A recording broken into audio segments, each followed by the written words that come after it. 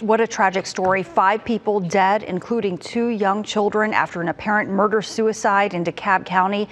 The shooting happened Saturday night at the Vineyards Flat Shoals apartment. Well, Atlanta News First Blake Devine talked to neighbors who are still in shock that this has even happened.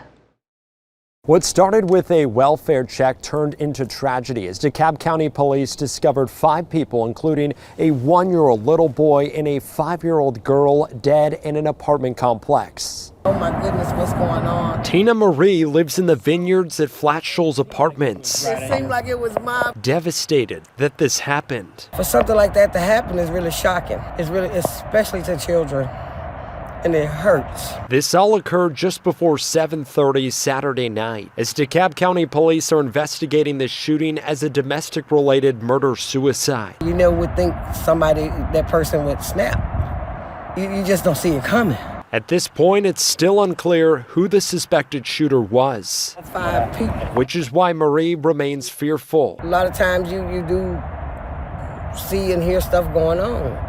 But a lot of people stay in the house and mind their own business. Authorities still haven't released names of the 5 victims, although we know they also include a 43-year-old woman, 32-year-old man, and 26-year-old woman. It's sad and it hurts. That's all I can say. It still makes me want to cry, the thought of it. Police are still in the process of notifying family of this terrible tragedy. Reporting in DeKalb County, Blake Devine, Atlanta News First.